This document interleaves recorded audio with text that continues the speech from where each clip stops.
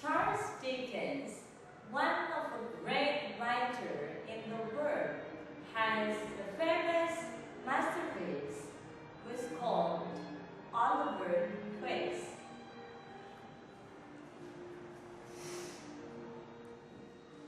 Among other buildings in a town in England, there is a house for poor people who had no money and no place to live. The house was called Workhouse. Oliver was born at the first half-named century by a young lady. His mother died during his birth. Oliver then grown up in a workhouse.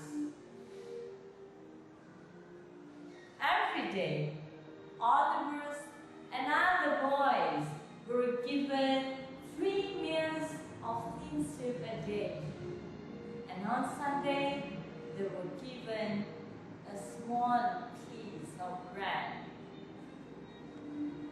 One day, Oliver walked up to the master and said and asked for some more food.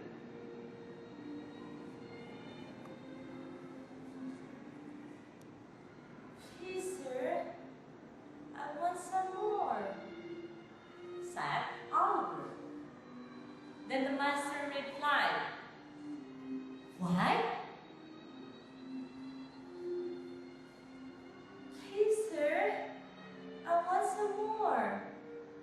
Oliver was then hit by the master with a spoon, and as it was regarded as something impolite, Oliver then sent out of the workhouse.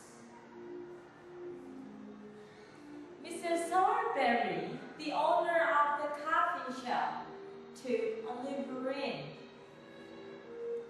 He was very satisfied with Oliver's work, but Noah, the other worker in a coffee shop, was jealous. He mocked Oliver, and he told Oliver that Oliver's mother was a bad woman. Oliver was, of course, very angry, so he attacked Noah and he threw Noah down to the ground. Oliver then once again hit by Mr. Sowerberry.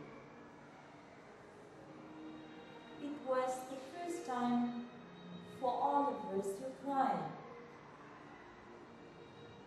He fell down on the floor on his knees, and he hit his face in his hand and cried and weeping.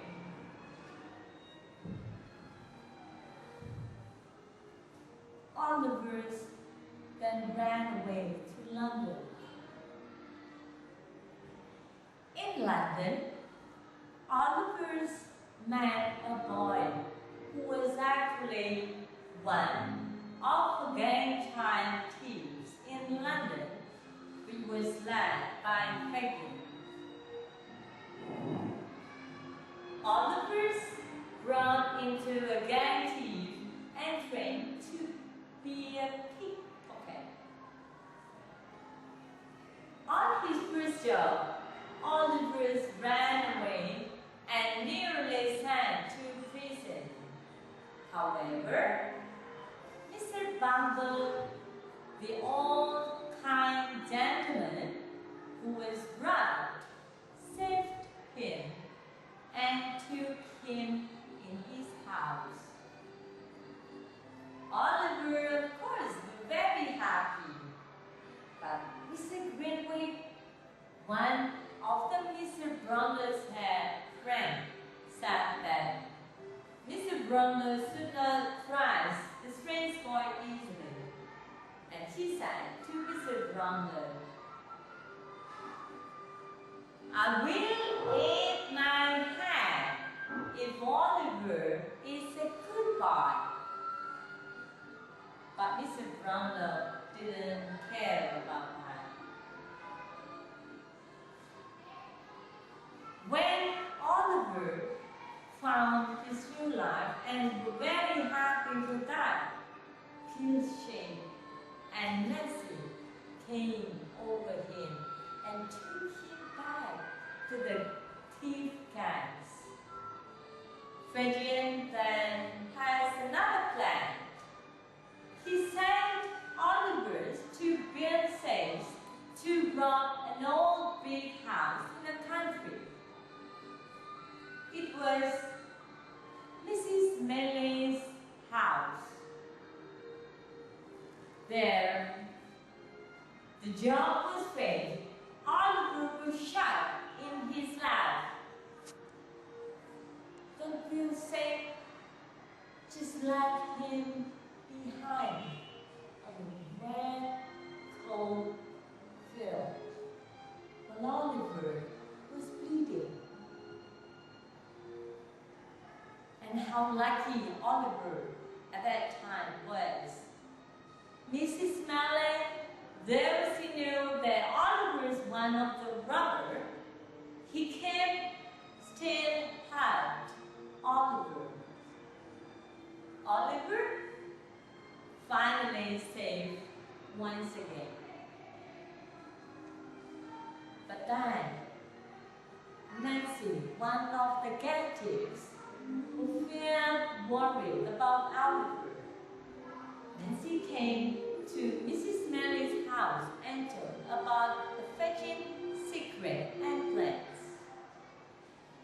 And finally, Oliver told Mrs. Mellon that he wanted to meet Mr. Brownlow. Mrs. Mellon then took Oliver to Mr. Brownlow.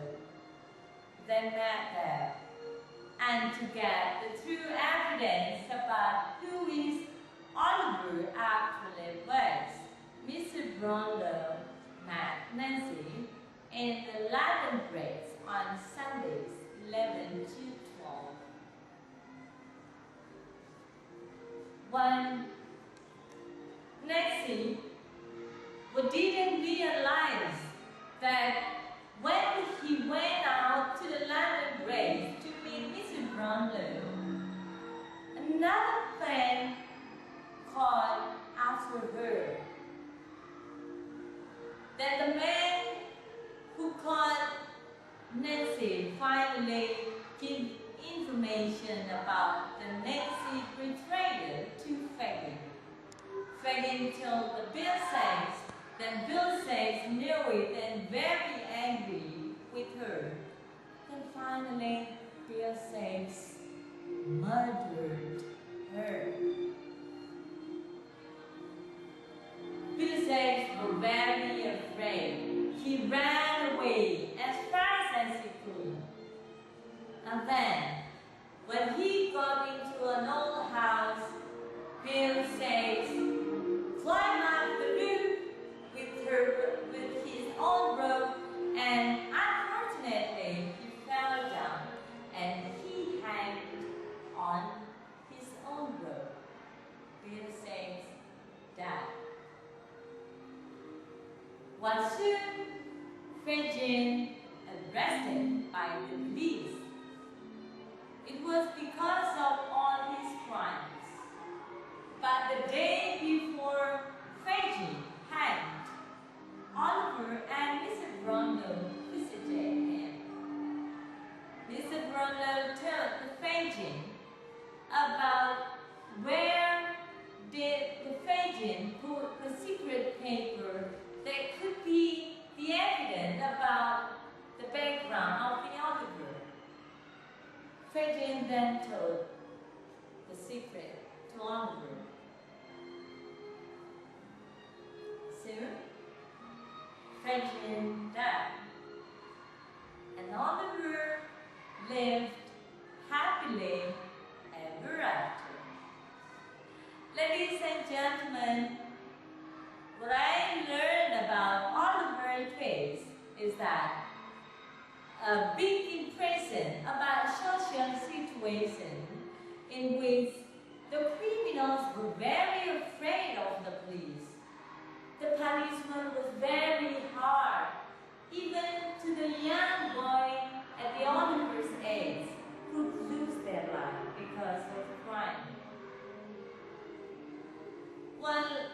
government did not have much about the poor people, the ill people, and the people who had a lot of problems.